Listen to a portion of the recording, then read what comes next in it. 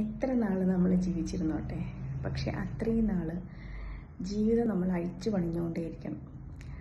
ഇത് ഞാൻ എൻ്റെ അനുഭവത്തിൽ നിന്ന് തന്നെ പറയാണ്. പലപ്പോഴും പലരും എന്നോട് പറയാറുണ്ട്, നിരുത്സാഹപ്പെടുത്താറുണ്ട്, കുറ്റപ്പെടുത്താറുണ്ട്, അപമാനിക്കാറുണ്ട്, പുച്ഛിക്കാറുണ്ട്. നിങ്ങളെന്തിനാണ് നിങ്ങളുടെ ലൈഫ് ഇങ്ങനെ എഴുതുന്നത്? ഒരു മോട്ടിവേഷണൽ സ്പീക്കർ ഒരിക്കലും അങ്ങനെ ചെയ്യാൻ പാടില്ല. ഞാൻ മോട്ടിവേഷണൽ സ്പീക്കറാണെന്ന് ഞാൻ എവിടെയെങ്കിലും അവകാശപ്പെട്ടോ? ഇല്ല. ഞാനൊരു സൈക്കോളജിസ്റ്റാണ്. അപ്പോൾ ഞാൻ പറയുന്നതെല്ലാം എൻ്റെ അനുഭവങ്ങളും ഞാൻ കാണുന്ന കഥകളിലെ കേൾക്കുന്ന കഥകളിലെ അതിൻ്റെ ഒക്കെ ഒരു പ്രതിഫലനവും ഞാൻ അതിൽ നിന്ന് മനസ്സിലാക്കിയ കാര്യങ്ങളായിരിക്കും. അപ്പം നമ്മൾ എത്ര നാൾ ജീവിച്ചിരിക്കുവേ അത്രയും നാൾ നമ്മൾ നമ്മുടെ ലൈഫിൻ്റെ ഡെഫിനിഷൻ മാറ്റിക്കൊണ്ടേയിരിക്കണം. കാരണം നമ്മൾ ചിലപ്പോൾ വളർന്ന ചുറ്റുപാടിൽ നിന്ന് മെൻ്റലി ഡിഫറെൻ്റ് ഒരിടത്തോട്ട് മാറ്റപ്പെടാം.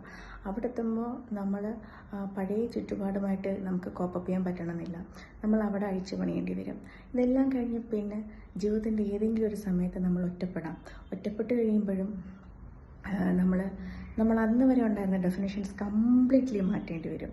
നമ്മൾ എല്ലാ ചിന്തകളും എല്ലാം ശരി, തെറ്റ്, പുണ്യം, പാപം എല്ലാം അഴിച്ചു പണിയേണ്ടി വരും. അങ്ങനെയാണെങ്കിൽ മാത്രമേ നമുക്ക് ജീവിക്കാൻ പറ്റത്തുള്ളൂ. ഇത്ര നാൾ നമ്മുടെ കൂടെ ഒരാളുണ്ടാവും എന്നുള്ളതിന് ഒരു ഉറപ്പുമില്ല. ആളുകൾക്ക് ഇങ്ങനെ പറയുന്ന സമയം കൊണ്ട് നമ്മളെ മറക്കാം, ഇങ്ങനെ പറയുന്ന സമയം കൊണ്ട് നമ്മളെ വെറുക്കാം. അതിനൊന്നും ഒരു ഗ്യാരണ്ടി ഇല്ല. തിരിച്ച് നമ്മളും അങ്ങനെ തന്നെയല്ലേ. അപ്പം എത്ര നാൾ ജീവിക്കുന്നു എന്നുള്ളതല്ല, നമ്മൾ ജീവിതം പഠിച്ച് മുന്നോട്ട് പോവുക എന്നുള്ളതാണ് മരണം വരെ. ശരിക്കും പറഞ്ഞാൽ അതൊരു രസമല്ലേ, ഒരു ത്രില്ലല്ലേ.